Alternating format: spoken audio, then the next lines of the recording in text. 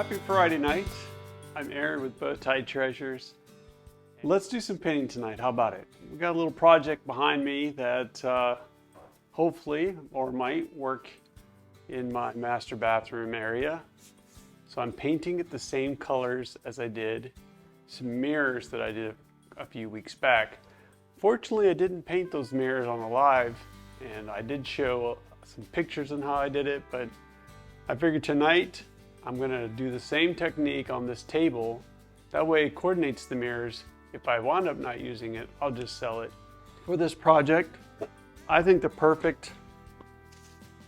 gonna be great. This will be the second time I've used Dixie Belle's colorful tiles. Decoupage paper is gonna go really well on the top of this piece. So, but I definitely I thought this would be a good time to kind of come back to a technique that many of you asked about, because I had mentioned I did them on our mirrors. It's not an unusual or new technique for me, and I've demonstrated it somewhat before, but I love the look of it, and so let's put it to get good use here. In fact, I just put a quick coat of paint on this, and I see a spot in the back I missed, but that's okay since we're putting two more colors on here. It should be just great. Let's do this. We're gonna start out. I've already done a coat of vintage duck egg. Well, most of the way. Looks like I missed a couple spots, but that's okay. And I'm just gonna use a 1-inch flat small. Pretty simple technique, friends. This is just going to be a fast dry brush technique. So I'm just I call it dry brushing. I'm just dragging the brush over some corners, over edges. I usually do this just really randomly.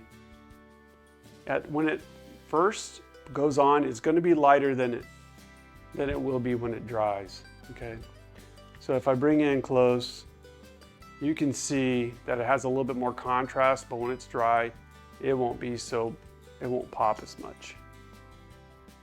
So the goal at this point is just to do a quick, and I'm not going to reload my brush much, just drag it on there really smooth, quick, random, hit some edges. How much or how little totally is up to the vibe you're going for. But when it's all said and done, you won't see this much, and it really creates just a nice, worn, cozy, comfortable, and that's the vibe of our master bath and really my whole house. And I'm not gonna apologize, but I told you last week I was gonna stage my bathroom. I just never could get to it. I am really hoping. And today I was gonna try it again, but the dresser took all my time, so hopefully tomorrow I'll get that staged up. I really wanted to show that to you guys. But if this works out, this will be, what do you call that? The room that it's just the toilet, right? And it has a little, that room is where I wanna put this.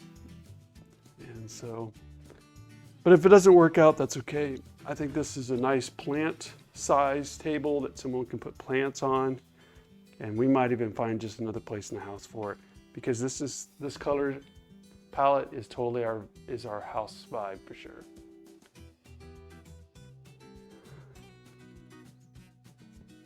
So this doesn't take long, you just kind of have to move.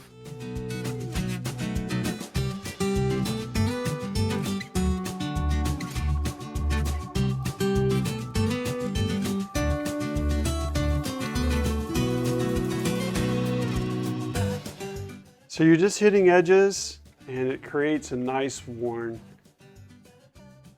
And if you remember what I mentioned my color palette is, the next color is going to be a warm color. I really like when I do this technique. Probably 95% of the time I am using a complement color. The complement color is a color opposite of the color you're using, or the primary color on the color wheel. So green, the complement of color is red, so it doesn't mean exactly the red and green, but since teal is green, burgundy is red, you get the idea, it's complement. Or you might say it's blue and orange, either way. So when you do that, it creates this really lovely, soft, eye-catching, I don't know, hard to describe, I guess, but so And then also it's going to complement.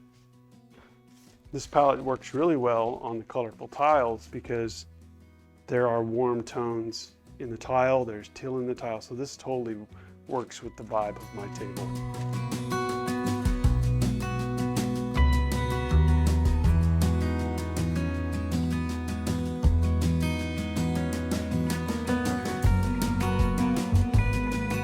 So if I can, let me show you real fast, even down here, how the color is already toning down and just, this has so much character.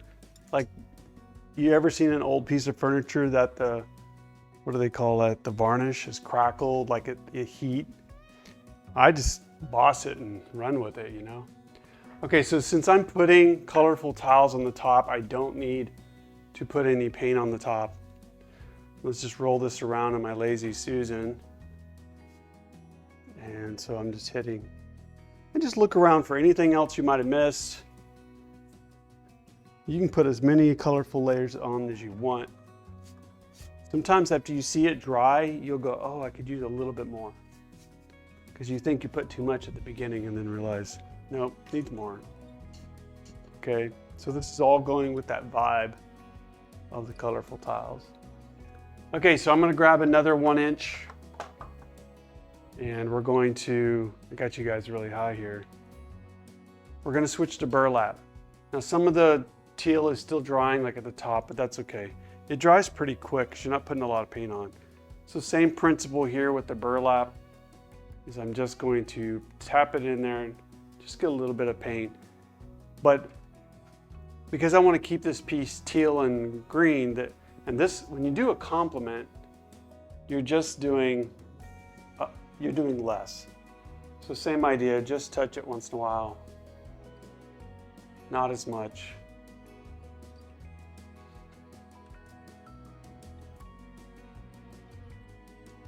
No rhyme or reason in my mind, just the emphasis here is random and not as much as the previous color. Just hitting it, dragging it, touching it. If you want, you can kind of dab it in a few areas. You're just you are putting in some random age accent color. This could be another teal color, and don't do any complement, but I like the complement. That's how I'm rolling.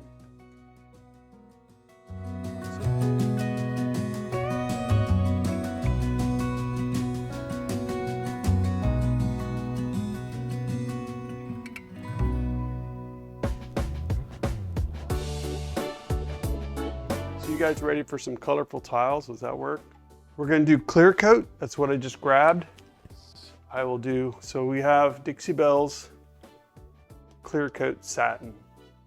I am just going to use another 1-inch brush. This is a much older one. You can see it kind of feathered and fanned out. That's okay. You just need to get it on there. Now I tell you what we need to do. We need to do some surgery on this. The reason being is I don't want the white edge. I don't want the descriptive element, so let me cut this off. So I'm demonstrating how I would do this normally. I thought I had more of this, but since I used this on a dresser some time ago, this is actually the leftovers from another project. But I was very excited when I realized I had plenty. Okay, I think I can just hang that off the back or make that my edge. I think we're gonna be okay here. So I only took off the edge that's going against more tiles. Now I need to stretch out and make the rest of these tiles work.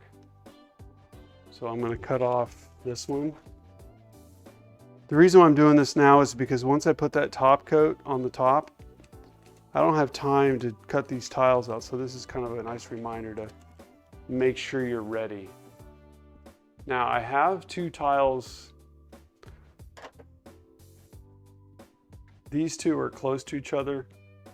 Let's flip this around, cut this edge off. That way I don't have those 2 tiles.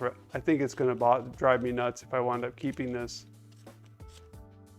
Little touches like this decoupage paper will take this from, I'm just gonna make this up, from being an $80 table to a $120 table, because now it's got more style to it. In other words, not just anybody's going to have this table. So you see how I have this lined up on the center post? These are all the crazy things you got to think about, because it would be, unless you're going to do it this way, I just think it would be nice to think about the alignment with your piece. I'm glad I thought about that, because usually when I'm live, I don't get much time to think about this kind of stuff. Okay, so back at it. If we put this piece here now, we don't have two tiles close to each other that match. And I've got a little section here, and I'm just going to cut another tile out. I have two tiles left.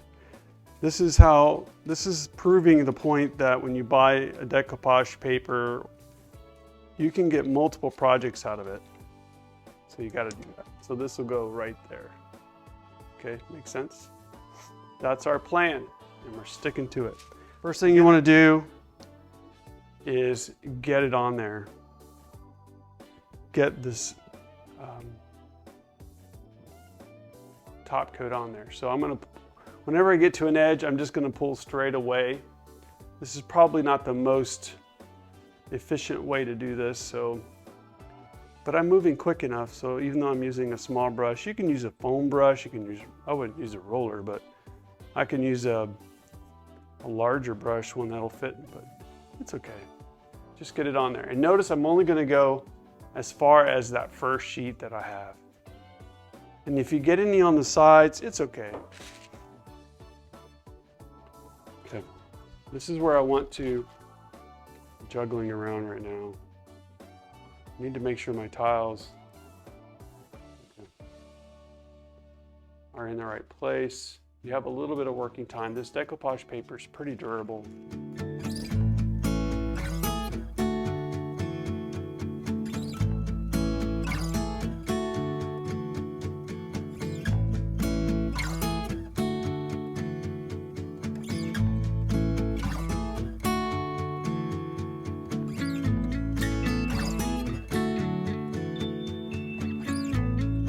Let's keep going with the rest of the top. Make sure I put top coat. And it doesn't hurt if you get top coat where you painted. You're going to top coat it anyway, unless you're not, but then you can just use a rag to wipe off. Okay, next sheet. We just need to, at this point, line up with the previous one. So feeling for any wrinkles that I can smooth out.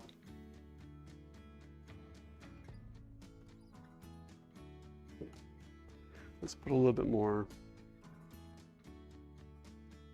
right there.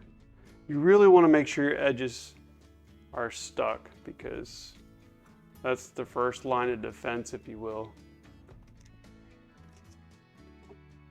Okay. And we have one more section to do right here. So after I'm done. Because this is the kind of table that, you know, you'll probably put your cell phone on, roll of toilet paper, I don't know, you know, whatever you do. So let me give you a little bit better top view. So there's the and the colors are going to complement the whole little table. I showed you guys this sanding pad. This is on my Amazon page on my website, but it's got little, it's like a little squishy pad. But it has these removable, replaceable strips. Let's try it on here. But while it's wet, you're just scoring along the edge. So you're using the edge to your advantage to score this. Like I said, I haven't tried this one before, but the sanding block to do this. The nice thing is it has a little bit of bend to it, so sometimes that is to your advantage. The other option is to take like a piece of sandpaper that has a little bit of grit to it and just use your finger, and this is, I can tell you now, this is already better because my finger's pressure on that edge is really just knocking that paper off. Now the key here is that the paper's wet. And that's why I'm kind of doing it now. It'll be easier to do it wet than dry. You want to think about this. But if you don't want it distressed, this may not be the technique for you. You might want to do the X-Acto knife way, but I tell you right now, it's almost impossible to use an X-Acto knife on that edge. The angle, or without cutting the piece, so.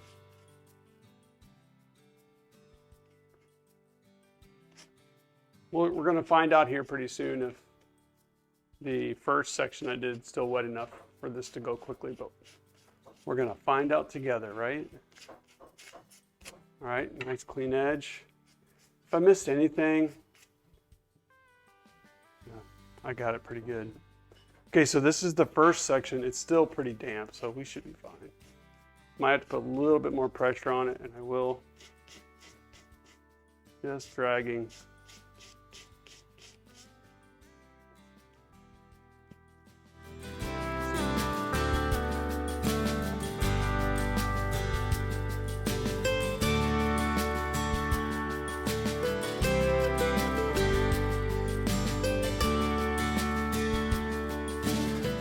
I'm not saying this is the best technique for getting this off, but as you can see, it's really little work. It does definitely need a good layer or two of top coat so that whatever is put on this thing is nice and durable, but it definitely needs to dry. So that's our demonstration tonight. So you know, I just showed you how I did my mirrors. So when you see my bathroom pictures, this is pretty much what I did on my mirrors. I didn't do a decoupage paper on my mirrors, but I thought that was a nice added touch.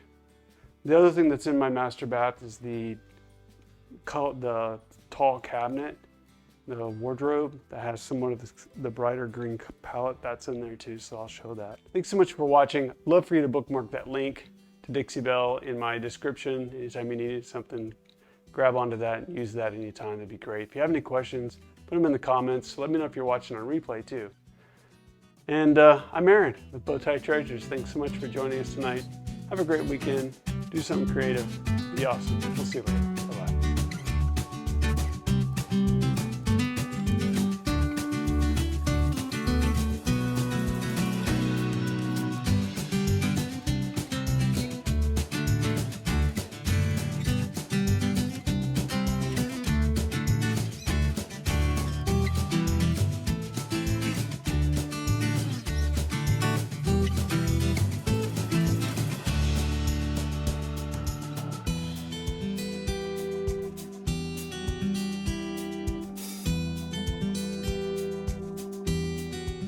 That's the end of the show. Make sure you subscribe and ring the bell before you go. Bye.